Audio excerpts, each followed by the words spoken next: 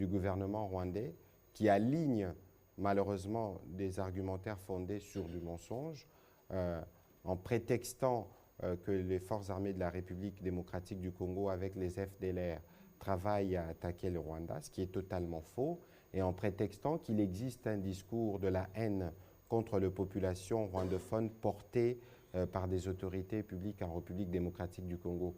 Ce qui est totalement faux parce que vous êtes là, vous pouvez le témoigner. De toute évidence, depuis que nous vivons cette recrudescence de l'insécurité, les instructions au niveau du gouvernement sont extrêmement claires pour tous ceux qui se complaisent à aller dans ce sens. Ici, nous dénonçons cette attitude belliqueuse de Kigali pour laquelle nos forces armées répondront jusqu'au sacrifice suprême pour qu'aucun centimètre carré de la République démocratique du Congo ne puisse être cédé.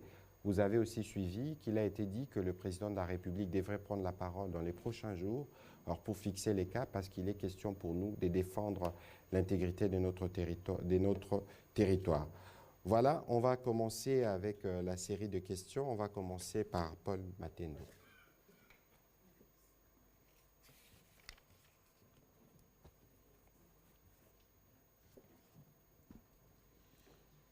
Merci beaucoup, Monsieur le Ministre.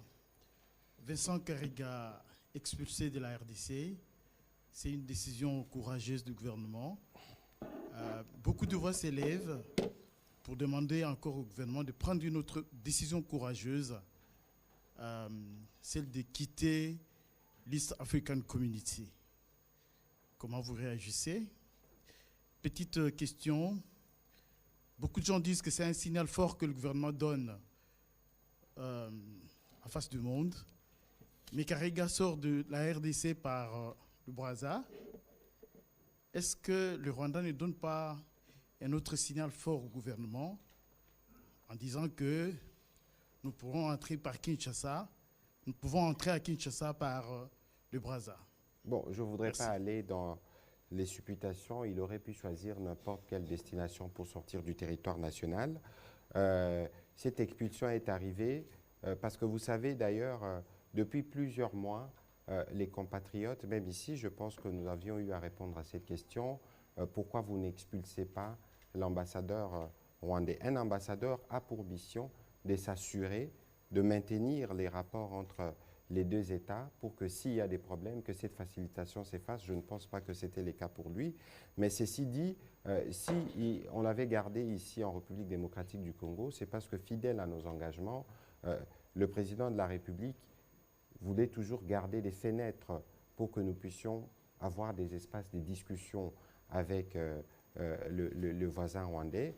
Et malheureusement, l'attitude dont fait montre ces pays n'est pas de nature à suivre la voie de la paix, celle que nous avons choisie. Donc il était question pour nous de réagir au plan diplomatique aussi pour que cela serve justement de... Peut-être que cela va servir des détonateurs pour qu'ils comprennent finalement que la voie de la guerre et de la violence qu'ils choisissent, c'est une voie qui finira par se retourner contre eux, voire toutes ces populations, ces jeunes enfants, ces jeunes dames déambulées dans les villes. Je ne sais pas quel est le plaisir que prouve le gouvernement rwandais à offrir un tel spectacle, mais je pense que le temps de la fin pour ce type d'attitude est arrivé et donc nous devions réagir tel que nous avons réagi.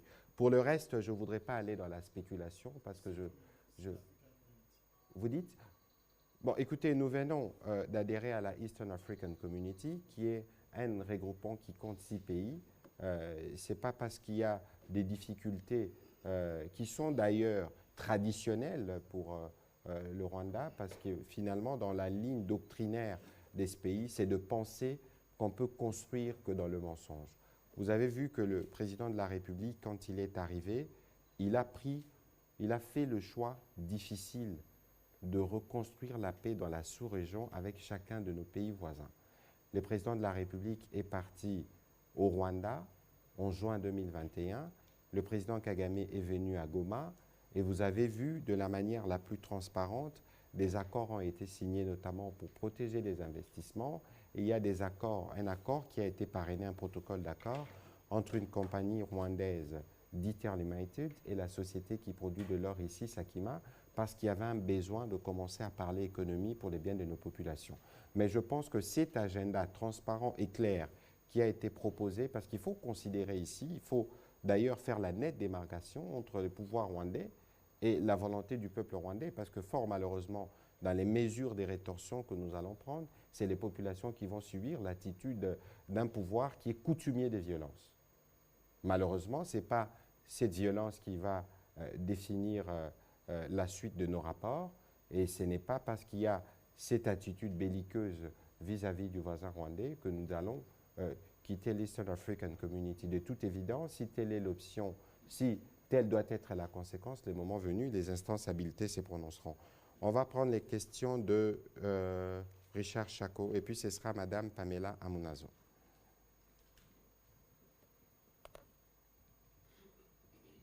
Merci beaucoup, Monsieur le ministre. Deux questions. Plusieurs sources locales au niveau du Nord Kivu renseignent que la chute de Kiwanja et des retours au centre aurait été facilitée par non seulement l'implication de certains hauts gradés de l'armée congolaise, mais aussi de l'armée ougandaise, comme ce fut le cas de Bunagana. Alors je voulais savoir où se situerait la responsabilité de l'Ouganda dans la crise sécuritaire dans l'Est du pays. Deuxième question, Monsieur le ministre. La situation qui traverse le pays appelle à une mobilisation générale de la population et pourquoi pas de la classe politique congolaise. Est-ce qu'aujourd'hui, le président de la République est-il disposé à recevoir ou à réunir toute la classe politique congolaise pour recueillir les avis des uns et des autres afin de résoudre la question de l'Est? Merci. Alors, je veux commencer par la deuxième question, parce que c'est une question qui fait l'unanimité. Et je dois vous rappeler qu'au regard de l'évolution de la situation sécuritaire aujourd'hui, ainsi que des rapports diplomatiques avec le Rwanda, vous constatez que la volonté du Rwanda, c'est de faire la guerre de manière permanente à la République démocratique du Congo. Et la guerre qui nous est faite aujourd'hui, ce n'est pas une guerre qui est faite au président Tshisekedi intuitu personné, c'est une guerre qui est faite à tous les Congolais. Parce que pendant 25 ans, les rapports existent, ils se sont construits sur le malheur du Congo. Des réseaux qu'on démantèle, des projets des raffineries. Encore aujourd'hui, la ministre de Mines me disait que le Rwanda avait adhéré au processus de Kimberley alors qu'il ne dispose pas des diamants dans son sous-sol. Donc, il y a un réseau de trafic qu'ils ont toujours voulu entretenir. C'est les réseaux qui leur permettent de survivre et de construire leur économie. Vous avez vu que le président de la République leur a fait une proposition à table de manière transparente. Venez, on va voir s'il y a des opportunités pour qu'on puisse y travailler. Clairement, ça ne les intéresse pas de faire les affaires de manière transparente parce qu'ils se sont construits justement dans les pillages des ressources tels que bien souvent documentés. Donc aujourd'hui, il est clair, le président de la République s'exprimera, il pourra de manière claire fixer le cap par rapport aux préoccupations qui sont les vôtres, mais il y a un point commun qui nous unit tous ici, c'est la patrie. Et moi, je n'ai pas entendu, même si d'autres se font encore silencieux, mais je n'ai pas entendu de voix qui soit discordante sur la nécessité de mettre fin à cette situation, de part et d'autre d'ailleurs. Donc il y a un besoin pour nous, plus qu'avant, de nous mettre ensemble parce que finalement, lorsque vous regardez la situation de manière générale, vous voyez que nous faisons beaucoup d'envieux. Le prédécesseur qui est passé devant vous a fait des insinuations sur Brazzaville, je ne voudrais pas le suivre dans ce schéma-là, mais il faut considérer que la reconstruction, les développements de la République démocratique du Congo aura un effet contagieux sur la région.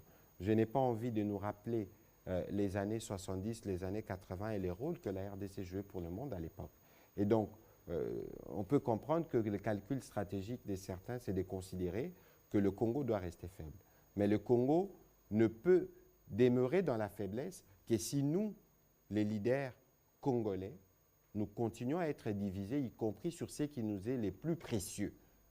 Ce qui nous est les plus précieux aujourd'hui, c'est les Congos, pour lequel jeunes, femmes, journalistes, nous tous, nous devons être au front pour défendre notre patrie, c'est la seule que nous avons.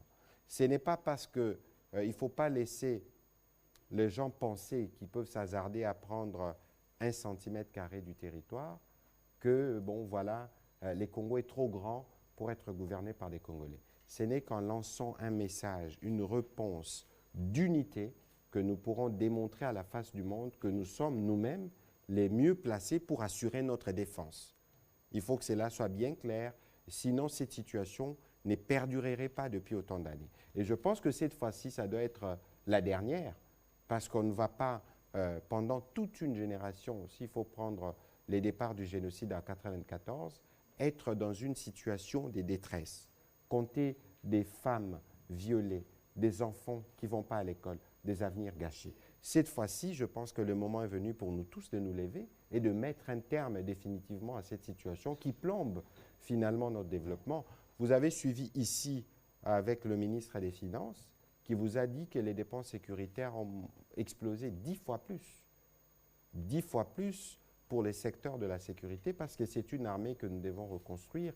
C'est dans l'armée au sein de laquelle vous devez former, vous devez faire des programmes d'équipement en munitions. Vous savez entre-temps qu'il y a un programme de nettoyage qui s'est fait au sein de l'armée. Et d'ailleurs, je pense qu'on a profité pour lancer ces offensives parce qu'à peine il y a eu un nouveau commandement militaire qui a été mis en place, à la demande d'ailleurs des notables des provinces touchées par l'insécurité, parce qu'on savait que de ce côté-là, il y avait des complices, il y avait des traîtres qui permettaient à la situation de se pérenniser. Et donc, lorsque le président de la République fait le choix de nommer un nouveau commandement, il y a forcément des intérêts qui sont perturbés et il y a forcément dans ça le besoin de donner un coup pour dire, bon voilà, ce n'est pas parce que vous avez mis un nouveau commandement que vous allez penser nous dissuader dans l'œuvre, dans les basses œuvres dans lesquelles ils sont, parce qu'ils ont malheureusement de relais qui sont ici. Et ce que vous dites, il y a évidemment au sein de l'armée les renseignements militaires qui travaillent au quotidien pour arriver à déceler tous ceux qui sont traîtres et tout. Il y a évidemment lorsqu'il y a des situations, par exemple la chute, comme vous aviez dit, des localités, il y a des responsabilités qui doivent être établies et il y a dans la chaîne du travail qui s'est fait au niveau de l'armée, on situera les responsabilités. Vous avez vu les images qui ont circulé, des choses qui ont été dites. Il existe un auditorat et des services judiciaires au sein de l'armée qui pourront, le moment venu, établir les responsabilités qui ont justifié cette situation. Alors, vous avez parlé de l'armée ougandaise. Ce qu'il faut savoir, d'abord, c'est que nous sommes en train d'opérer avec l'Ouganda de manière claire à Béni contre les terroristes des ADF.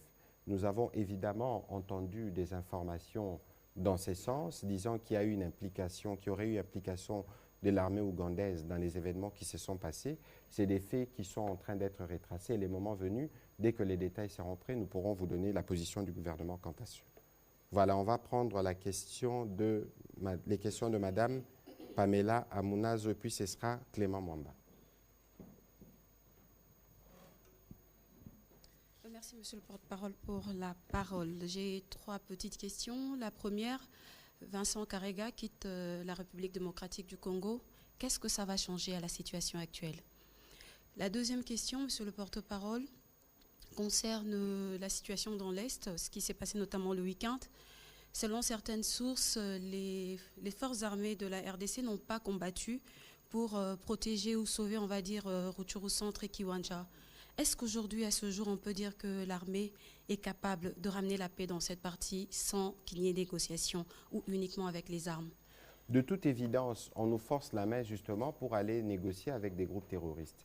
Ici, si vous avez suivi les communiqués, peut-être que les gens ne les savent pas, qu'il existe un centre conjoint des opérations entre la République démocratique du Congo, nos forces armées et la MONUSCO, qui opèrent avec des drones de surveillance, qui voient les mouvements qui s'opèrent au niveau de la frontière. La nuit, des colonnes, des militaires qui viennent, qui opèrent, parce que comment expliquez-vous que le secrétaire général des Nations Unies, lorsqu'il parle du M23, il reste diplomate pour ne pas citer les Rwandais? Vous avez suivi le propos de Mme Bintou à propos, c'est une armée étrangère qui opère sous les couverts des autres. Donc, dire que les forces armées de la République démocratique du Congo n'ont pas combattu, moi je ne voudrais pas aller ou tomber dans les pièges de tout ce qui circule sur les réseaux sociaux. Il faut savoir qu'il y a beaucoup de manipulations et il faut savoir que la situation opérationnelle sur terrain, elle est très dynamique. Vous pouvez penser qu'ils ont cédé cette localité, mais peut-être que c'est une stratégie de contournement. Peut-être qu'on s'est dit par rapport au feu que l'ennemi peut avoir, On peut perdre une bataille, mais perdre une bataille ne veut pas dire perdre la guerre. Et donc, c'est pour ça que sur toutes ces informations qui viennent du front, il faut toujours avoir un certain filtre, un certain recul. Mais pour ce qui reste, les responsabilités seront établies. Nous faisons les suivis, en tout cas au niveau de l'armée, il y a un suivi qui est fait avec le nouveau commandement militaire pour s'assurer que nos militaires disposent de tout, parce que d'abord, ils sont mus par une raison qui est juste, la défense de notre territoire. Pour les restes, il y a évidemment des questions sur les terrains, des difficultés opérationnelles qui sont inhérentes dans toute guerre. Vous pensez regarder ce qui se passe en Russie. On pensait que l'Ukraine serait un boulevard, ce qui ne l'est pas. Et donc, il ne faudrait pas qu'on essaye de spéculer beaucoup sur des questions aux opérationnels. Alors, Karega out, qu'est-ce qui change? Mais tout change. Parce que justement, il était des traits d'union qui symbolisaient l'existence des rapports entre les deux États. Le fait qu'il ne soit plus là donne un message qui est clair pour ce qui concerne la République démocratique du Congo. Juste une dernière question, permettez-moi, c'est par rapport à l'assistance humanitaire. En quoi va-t-elle consister exactement? Alors, je crois que le ministre des Affaires humanitaires avait réuni la semaine dernière les organisations qui opèrent. Moi-même qui vous parle, nous sommes régulièrement en contact avec les responsables, notamment de OCHA, pour suivre comment la situation évolue. Il y a beaucoup de besoins. Il y a besoin d'eau, il y a besoin de latrines, il y a une liste. Et d'ailleurs, c'est pourquoi la mission qui devait y aller aujourd'hui n'est pas partie, parce qu'il fallait justement être en mesure de réunir tous ces besoins humanitaires pour qu'une réponse puisse être accordée. Et c'est cela, l'humanitaire, c'est justement l'une des raisons qui complexifie la stratégie des défenses de nos forces armées, parce que pour nous, il est question de penser à tous ces Congolais qui sont parfois pris entre les deux feux. Les autres viennent dans une aventure criminelle où les vies humaines importent peu. Mais nous devons penser à la sécurité des Congolais et être sûrs qu'ils subissent le moins des dégâts de ce qui se passe. Et là, d'ailleurs, c'est extrêmement choquant de voir qu'il y a tous ces humanitaires qui opèrent, de voir que beaucoup de pays occidentaux sont assez frileux pour dire le mal là où le mal s'est fait. Le Rwanda devrait être sanctionné pour tous les torts qu'il cause à ces populations innocentes. Je crois qu'aujourd'hui, nous sommes dans une phase où nous continuons de documenter tout ce qui se fait. Les moments venus, nous ferons prévaloir nos droits devant les instances internationales. On va prendre les questions de Clément Mwamba.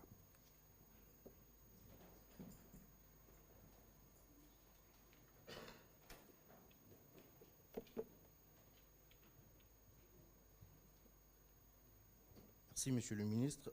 Monsieur le Ministre, le pays est en guerre. Ma préoccupation est celle de savoir pourquoi le gouvernement congolais refuse d'admettre qu'il a conclu un accord d'achat d'armes et d'hélicoptères avec le gouvernement russe. Et deuxième préoccupation est celle de savoir, il y a une vingtaine de journalistes qui sont traqués par le M23, cachés à Rutshuru. Qu'est-ce que le gouvernement compte faire pour assurer leur protection et sécurité? Alors, sur la deuxième question, depuis les débuts de ces événements, j'ai parlé à plusieurs journalistes qui étaient justement bloqués à Kiwanja, qui malheureusement ont éteint leurs médias parce que pris pour cible par le M23. C'est vraiment tout ce qui existe de criminels qui opèrent dans cette partie du pays, parce que refuser aux journalistes d'opérer parce que vous voulez les prendre pour des vassaux, c'est tuer la liberté de la presse. C'est pourquoi nous nous battons au quotidien, parce que pour nous, nous pensons que les journalistes doivent être en mesure de témoigner, de montrer ce qui se passe sur terrain. À propos, nous étions en contact étroit avec la MONUSCO. Je pense qu'ils étaient une vingtaine. On a réussi à ramener sur Goma une douzaine et nous continuerons de suivre la situation avec la MONUSCO pour être sûr que les journalistes reviennent à un endroit où leur sécurité est assurée pour qu'ils continuent à faire leur travail. Sur la question russe, mais il n'y a rien à nier parce qu'il n'y a pas d'accord qui a été signé. Je pense qu'il y a eu une mise au point qui avait été faite au niveau du ministère de la Défense. Et si je peux me permettre d'aller dans le détail, il y a eu des contacts à l'époque du ministre Moukena, paix à son âme, d'une société russe dont je n'ai pas retenu le nom, qui voulait fournir de services aux forces armées de la République démocratique du Congo. Mais c'est une démarche qui n'a pas abouti. Et lorsque cela s'est fait dans un contexte où nous n'étions pas encore dans une situation de guerre avec l'Ukraine. C'est dans ces mêmes ordres que je pense que les Russes avaient fourni une assistance militaire aux forces armées de la République démocratique du Congo, mais c'est là en février 2021, si ma mémoire est bonne, mais cela a été fait, cela a été notifié par les Russes aux Nations Unies. C'est justement ces régimes d'embargo que nous combattons parce que chaque fois que nous recevons des armes, ces armes doivent être tracées, on doit savoir d'où c'est venu. Et donc sur la question de Russes, pour terminer, le président de la République a été très clair. Nous étions avec lui à Londres à l'occasion de l'Africa Summit où on lui a posé la question si il allait recourir au groupe Wagner pour assurer la sécurité ici. Il dit on ne va pas recourir à une milice pour régler des problèmes des milices. Et donc aujourd'hui, c'est clair, le gouvernement de la République démocratique du Congo, qui entretient encore des rapports diplomatiques avec la Russie, n'est pas dans une option comme celle-là. Parce que je sais que la participation de mon collègue de la Défense à une conférence organisée en Russie il y a quelque temps fait beaucoup jaser, mais je pense que les gens doivent savoir que même lorsqu'il y a la guerre, et le président de la République l'a dit, il doit toujours avoir de moyens de communiquer. Donc, de ces points de vue, cela doit être bien clair. Mais ceci pose la question, et d'ailleurs, je voudrais vraiment que nous, tous les Congolais, on prenne conscience que notre défense ne peut être mieux assurée que par nous-mêmes. Et donc, au-delà de tout, aujourd'hui, les défis auxquels nous faisons face, notamment la montée en puissance de nos forces armées, ce n'est pas des défis qui commencent avec le président Tshisekedi. Il faut regarder par quel processus nous avons commencé. S'il faut repartir, je ne voudrais pas faire l'histoire, parler de forces armées congolaises après le dialogue de Sun City qui devait fusionner avec l'armée du RCD, l'armée du MLC. Plus tard, brassage, mixage, mais tout ce qui a été fait n'était pas de nature à solidifier l'armée. Disons les choses telles qu'elles sont. Mais le président Tshisekedi est là, il dit des choses de manière claire. J'étais avec lui à Bunia lorsqu'il disait qu'il y avait des problèmes des effectifs dans l'armée. Ça pouvait paraître des questions taboues, mais je crois que le président de la République, dans sa stratégie sincère, aujourd'hui, les Congolais, nous devons tous savoir que nous avons une armée où il y a des militaires qui sont braves, qui sont vaillants, mais une armée qui doit être réorganisée par rapport aux objectifs et à l'ambition du pays. C'est pour ça que dans cet ordre, il est prévu d'ici la fin de cette année les recrutements des 18 000 jeunes pour l'armée et de 6 000 pour la police. Et les budgets IAFRAN a été mis de côté. Je ne pense pas qu'il y a déjà eu un effort aussi massif, une volonté aussi claire de restructurer notre armée. Et tout ce que nous subissons aujourd'hui comme attaque à l'est de la République, c'est pour être sûr que nous n'ayons pas suffisamment de temps pour réorganiser notre puissance de feu. Parce que lorsque nous aurons réalisé notre puissance de feu, les autres n'existeront pas. Malheureusement, entre États, ce qui doit compter, c'est les rapports de force. Mais quoi qu'il en soit, nous avons la détermination autour du président. Et c'est cette détermination que tous les Congolais doivent avoir. Défendre la patrie ne veut pas forcément dire toucher les armes, mais vous pouvez, avec votre micro, défendre la patrie. Il faut que cela soit bien noté de tous. On va prendre les questions de Marlon Kachamou. Et puis, ce sera Pichou Moulumba. Monsieur le ministre, je veux vous poser une question qui se pose aujourd'hui dans les chefs des Congolais. Et vous avez aussi tenté d'effleurer à travers vos différentes réponses, par des brides des réponses, mais j'aimerais avoir beaucoup plus des précisions. Alors, selon les derniers classements mondiaux des Global Firepower, les FRDC se situent actuellement à la 76e place sur 140 forces armées répertoriées dans le monde. Et comparativement à l'année 2021, les FRDC ont gagné 5 places dans le monde. Et en Afrique, les FRDC sont classés 11e puissance militaire. Monsieur le ministre, ce qui est marrant, amusant et inquiétant aussi, c'est que l'armée rwandaise n'est jamais citée dans ces rapports. On ne parle même pas de l'existence de l'armée rwandaise. Mais qu'est-ce qui se passe quand on ne cite pas l'armée rwandaise et que nous-mêmes, les FRDC, nous n'arrivons pas à bouter cette prétendue armée sur le sol congolais? Alors, une autre question, monsieur le ministre, ne sommes-nous pas en train de nous tromper d'adversaire? Quel est le vrai problème de l'armée congolaise aujourd'hui, effectif du personnel militaire actif, vous avez essayé de répondre, ouais, donnez-nous des chiffres. Il faut combien d'hommes sur le terrain pour se battre contre cette petite armée rwandaise? Ça, deuxième chose, le budget alloué à l'armée congolaise, est-ce aussi un problème? Ou encore, il y a un problème qui a pris déjà des racines que nous saurons nullement donner des solutions par rapport à la guerre non, je crois que, d'abord, sur le classement que vous avez fait, bon, je dois relire et vérifier. Peut-être que c'est des classements qui se font suivant tel point. N'ayant pas lu, je ne saurais pas le commenter. Mais ici, il faut retenir une chose, parce que nous devons nous dire les choses telles qu'elles sont. Ça fait 25 ans, au moins, que notre armée est sollicitée. Ça fait 25 ans que la crise à l'Est perdure. Ça fait 25 ans, les militaires, il y a des règles. Lorsque vous allez au front, vous faisiez peut-être 2-3 jours, on vous relève. C'est des choses dont on ne peut pas aller dans le détail et pour lesquelles, malheureusement, je n'ai pas tous les détails non plus. Peut-être qu'avec mon collègue de la Défense, un jour, on abordera les sujets. Mais ici, ce qu'il faut retenir, c'est qu'il y a un plan massif de réforme de l'armée. On a fait aboutir la loi de programmation militaire qui était attendue depuis une bonne dizaine d'années. On en parle, on n'en a jamais eu. Dans les budgets en cours d'examen dont on demandera la recevabilité demain à travers la voix du chef du gouvernement, il est prévu à peu près $1 milliard. C'est un effort considérable qui a été fait. Et donc, quoi qu'il en soit, moi, je ne voudrais pas aller dans des comparaisons avec telle armée ou telle autre, mais nous allons, grâce à la stratégie mise en place, assurer la montée en puissance de nos forces armées pour défendre l'intégrité de notre territoire. Et donc, si aujourd'hui, vous savez, dans l'histoire des nations, il y a des cycles. Il y a des cycles. À un moment donné, nous étions, nous, les plus puissants de la sous-région. Et aujourd'hui, il y a ce qui se passe. Ce qu'il y a aujourd'hui n'est pas appelé à rester comme tel parce que nous avons déjà commencé le travail. Lorsque vous faites le diagnostic, vous savez par où il faut commencer à boucher. Je vous ai parlé du programme massif des recrutements des 18 000 jeunes. Ça veut dire que nous avons déjà pris conscience et que le reste c'est une question qui va se gérer avec le temps. Et je suis sûr que nous allons y arriver. On va prendre les questions de Pichu Munumba.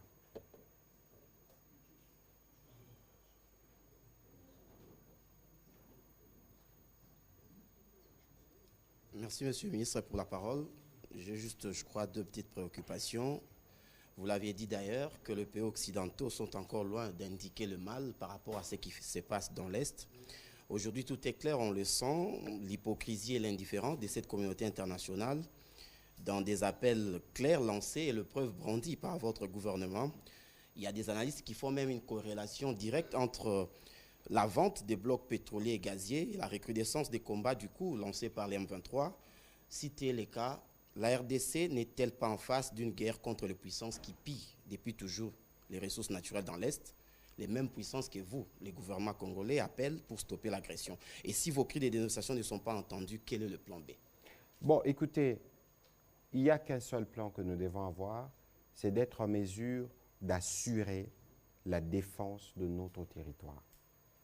Et cela, pour assurer ces défenses, je vous ai dit, il y en a qui ont besoin des armes qui sont les militaires, mais il y en a qui ont leurs plumes, qui ont leur micro, vous, pour contribuer justement à la défense de ce qui nous réunit tous.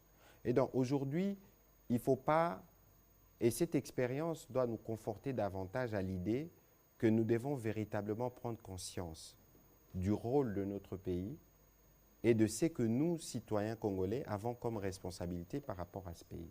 Nous avons tous les potentiels du monde ici, dont on parle, mais exploitons-le. Donnons-nous les moyens, par exemple, d'assurer la préservation de nos richesses. Moi, je ne voudrais pas, nous entendant, je ne voudrais pas aller chercher à blâmer les grandes puissances, nous font la guerre et tout le reste, parce que vous allez remarquer quelque part, quelqu'un l'a dit ici, il y a toujours un complice. Il y a toujours un Congolais qui contribue à une guerre contre sa propre patrie. Moi, je suis choqué de voir que certains se plaisent à critiquer l'armée, mais avez-vous déjà entendu un Américain dans un pays démocratique comme les États-Unis critiquer l'armée américaine? Ce n'est pas que l'armée ne peut pas être critiquée, mais lorsque vous êtes dans un contexte où les pays doivent être défendus, vous vous assurez de donner toutes les chances. Quelqu'un m'a fait observer ce matin que finalement, ce sont les médias qui font par exemple la publicité de ce que font les agresseurs. Ah, les FARDC ont perdu tel, ont perdu tel, ont perdu tel, mais il faut toujours avoir les reculs qu'il faut par rapport au dynamisme de la situation opérationnelle sur terrain. Parce que c'est des situations qui ne sont pas figées, c'est des situations qui changent. Donc il est important que les uns et les autres intègrent cet aspect. Alors je ne voudrais pas non plus voir de lien avec le fait que nous, on veut mettre en valeur nos blocs pétroliers parce que justement nous avons besoin de régler ces problèmes. Aujourd'hui les Virunga dont tout le monde parle, mais c'est là que se passe la violence. Combien de gens de manière claire viennent condamner? Nous avons suivi la position américaine, nous espérons qu'ils iront plus loin parce qu'il ne suffit pas de dénoncer les balles, il faut condamner. Et nous espérons les autres sûrement parce qu'il y a la diplomatie qui se fait. Vous avez vu que le président de la République a reçu l'émissaire du président angolais qui s'occupe de la médiation du processus de Luanda et que nous, qui sommes fidèles à nos engagements, notamment pour avoir une paix, une région stable, nous continuerons. Peut-être que ces pays-là travaillent en dessous de main, mais ici, il faut que le mal soit dit. Et nous attendons de tous ces pays du monde. Ce serait justice dans un contexte où le monde se mobilise quotidiennement pour l'Ukraine qui est agressée, que le monde puisse se mobiliser, non pas parce que nous sommes au gouvernement, mais pour ces jeunes enfants qui déambulent, vous avez vu les photos, pour ces femmes qui sont à nouveau violées, et ça fait autant d'années que ça dure, ça doit s'arrêter. Alors, on va prendre les dernières questions, parce qu'il est question de laisser l'antenne. On va prendre les questions de Madame Sylvie Bongo, comme ça nous pourrons dire un mot en lingala.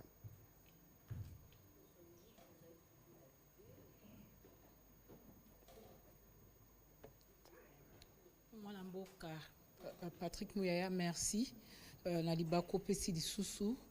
Mutuna nanga ya liboso ezali bopona na mituna mibale.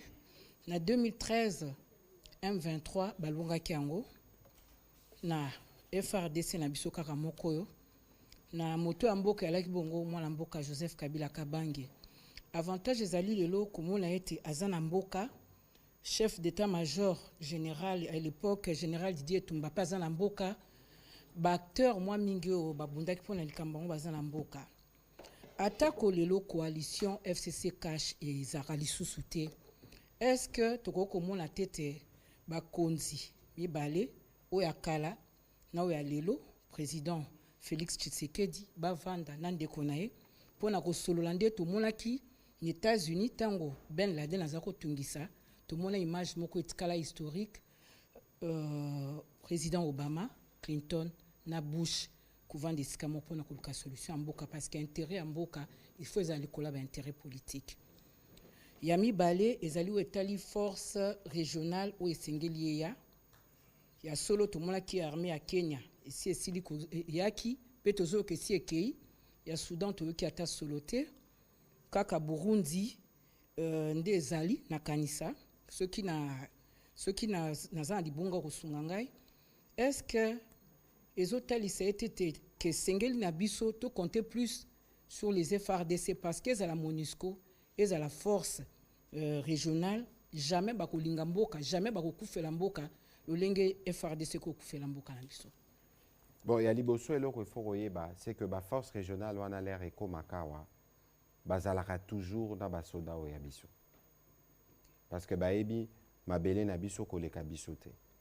Ce qui peut mokonza mboka zui risque wana poza risque ya kobegisa ba force régionale c'est parce que mokonza mboka za na souci omoni biso Congo toza motema ya Afrique lelo le Congo appartient à combien d'organisations sous-régionales toza na CEAC Afrique centrale toza na EAC Afrique de l'Est toza na SADC Afrique australe ça veut dire que toza na rôle moko central et que ba pays wana nyonso soki lelo Congo ezwi kimia je crois que développement ekobanda makasi yango mokonza mboka azwaki ndingisa wana lobi ndenge tokoti na communauté de l'Afrique de l'Est moyen pe ezali comme ba problème ya sécurité otoza nango ezape mingi na ba pays voisins. Boya totalana dans un rapport de franchise. Ndenge tokosala ke makambo wana esila. Mais malheureusement, ba voisins obino boyebi, baza na attitude o wana te. Parce que bazoyaka na décision à lokuta. Pour makambo yotali ba FDLR. Émission moko salaka na au commandement militaire. Ba FDLR baza ba force génocidaire o basaka génocide na Rwanda. L'air to fungolaka ba frontière na biso. Pona koyamba ba victime ba génocide ba kotara na kati depuis 1996. Lelo 28 ans 26 ans après ba Rwandais régime rwandais bazwaka kaka prétexte wana na Congo ba FDLR bazali. Mais ba FDLR ba bomaka liboso ba congolais. Siko est-ce que bino bosi boyoka parce que tozo yoka pe omoni ba mindele belé pichu abetaki lisolo awa. Bozo linga ko tchada balance ba FDLR na ba M23. Les M23 est une force terroriste où ils ont occupé la localité na biso, où ils ont boma mibali basi pe bana, ils ont monana. Ba FDLR, bosi boka FDLR et koti na Rwanda.